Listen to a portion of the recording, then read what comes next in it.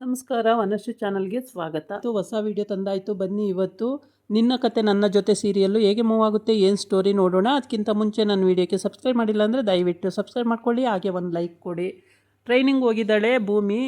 ರಾತ್ರಿ ಎಲ್ಲ ನೆನ್ನೆ ಎಲ್ಲ ಟ್ರೈನಿಂಗ್ ಆಗಿದೆ, ರಾತ್ರಿ ಮಲಗಿದ್ದಾರೆ ಎಲ್ಲ ಲೈನಕ್ಕೆ.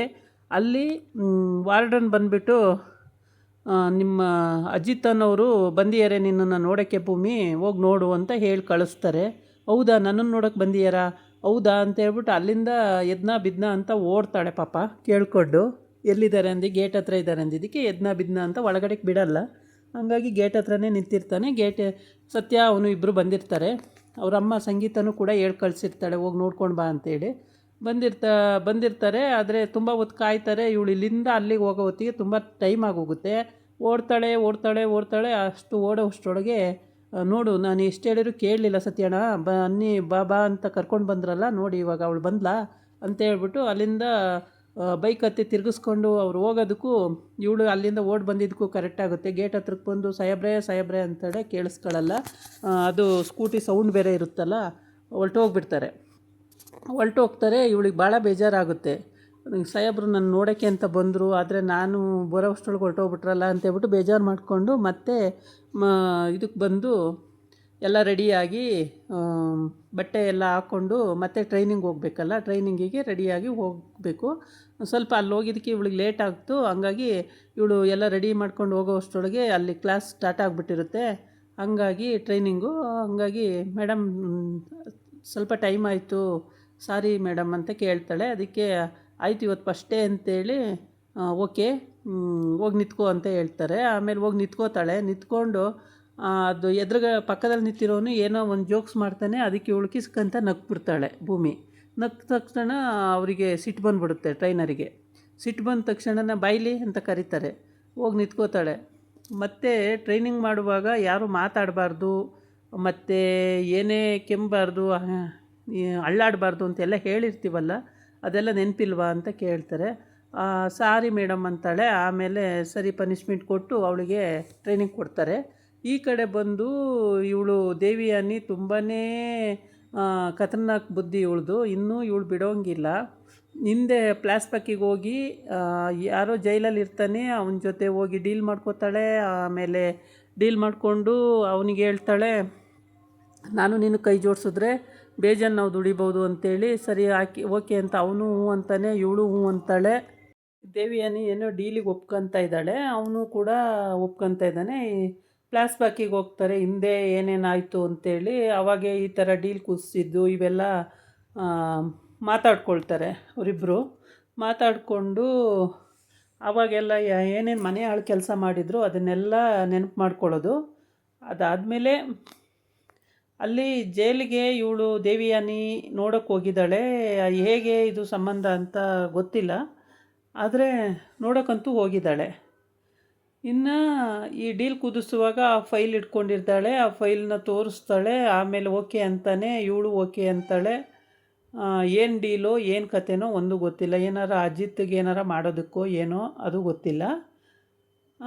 ಈ ಕಡೆ ಬಂದು ಓಕೆ ಅಂತೇಳ್ಬಿಟ್ಟು ಇಬ್ಬರೂ ಹ್ಯಾಂಡ್ ಮಾಡ್ತಾರೆ. ಸರಿ ಓಕೆ ಆಯಿತು ಅಂತ ಹೇಳಿ. ಅಂದರೆ ಇದರಲ್ಲಿ ಏನು 50-50 ಇಬ್ರಿಗೂ ಅಂತ ಈ ಥರ ಸಿಂಬಲ್ಗೆ 50-50 ಅನ್ನಂಗೆ ಕಾಣುತ್ತೆ. ಏನೇ ಪ್ರಾಫಿಟ್ ಬಂದರೂ 50-50 ತಗೊಳ್ಳೋಣ ಅಂತೇಳಿ. ಇವಳಿಗೆ ಆ ಮನೆಯಲ್ಲಿ ಚೆನ್ನಾಗೇ ಇದ್ದಾಳೆ, ಹೇಳಬೇಕು ಅಂದರೆ ಏನಕ್ಕೂ ತೊಂದರೆ ಇಲ್ಲ. ಆದರೂ ಕೂಡ ಇವಳು ಇಂಥ ಕ್ರಿಮಿನಲ್ ಬುದ್ಧಿ ಮಾಡೋದನ್ನು ಬಿಡ್ತಾ ಇಲ್ಲ ದೇವಿಯಾನಿ. ಮಗಳಿಗೂ ಕೂಡ ಅದನ್ನೇ ಕಲಿಸ್ತಾ ಇದ್ದಾಳೆ. ನಿನ್ನ ಮನೆಯಲ್ಲಿ ಈ ಥರ ಮಾಡು, ಆ ಥರ ಮಾಡು, ಮನೆಯಾಳ ಕೆಲಸ ಮಾಡು ಅಂತಲೇ ಕೂಡ ಹೇಳ್ಕೊಡ್ತಾಳೆ. ಅಜಿತ್ಗೆ ಅಲ್ಲಿ ಹೋಗಿ ಬಂದ್ರೂ ಅವನಿಗೆ ಬೇಜಾರು. ಬರಲಿಲ್ಲಲ್ಲ ನೋಡೋದಕ್ಕೆ, ಅಂದರೆ ಭೂಮಿ ಬರಲೇ ಇಲ್ವಲ್ಲ, ಎಷ್ಟೊತ್ತು ಕಾಯ್ದು ನಾವು ಆದರೂ ಬರಲಿಲ್ವಲ್ಲ ಅನ್ನೋದು ಅವನಿಗೆ ಬೇಜಾರಿದೆ. ಬೇಜಾರಿದ್ರೂ ಏನು ಮಾಡೋಕ್ಕಾಗಲ್ಲ. ಟ್ರೈನಿಂಗ್ ಸೆಂಟ್ರಿಂದ ಬರೋದು ಕಷ್ಟನೇ. ಕಳಿಸ್ತೀವಿ ಅಂತ ಹೋಗಿರ್ತಾರೆ. ಅವ್ರು ಹೇಳೋ ಹೊತ್ತಿಗೆ ಇವ್ರು ರೆಡಿಯಾಗಿ ಅಲ್ಲಿಂದ ಓಡಿ ಬರೋ ಹೊತ್ತಿಗೆ ಸುಮಾರು ಹೊತ್ತಾಗೋಗುತ್ತೆ. ಹಾಗಾಗಿ ಇವನಿಗೆ ಕೋಪ ಬಂದು ಇವರು ವಾಪಸ್ ಬಂದುಬಿಟ್ಟಿದ್ದಾರೆ.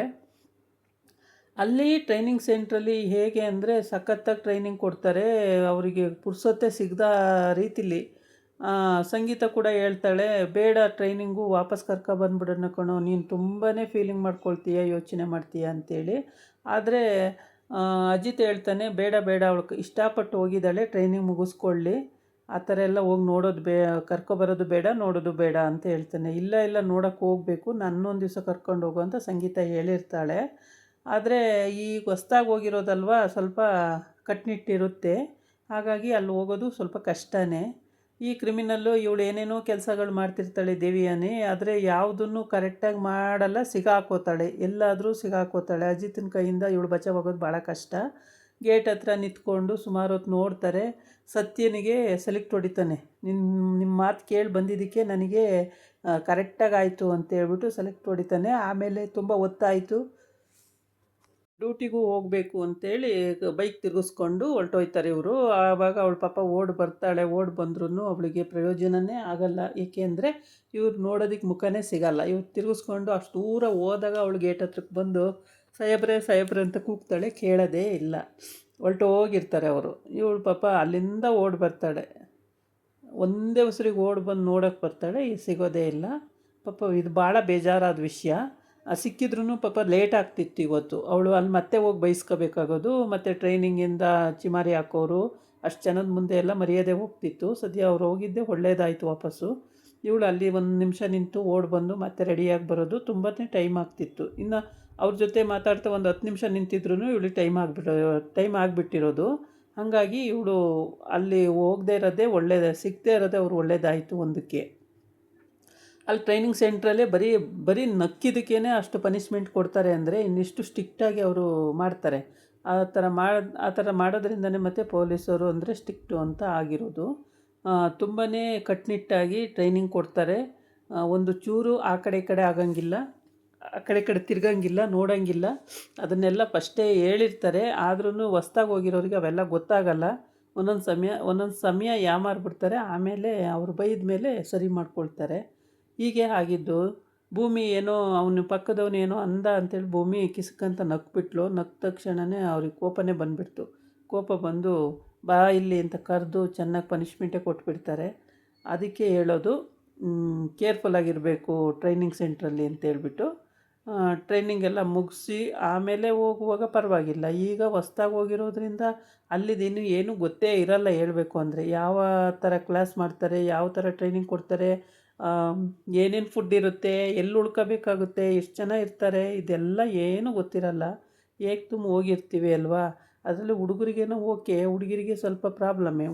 ಹುಡುಗಿರಿಗೆ ಎಲ್ಲ ಸಮಸ್ಯೆಗಳು ಇರೋದ್ರಿಂದ ಹುಡುಗಿರು ಕೇರ್ಫುಲ್ಲಾಗೇ ಇರಬೇಕು.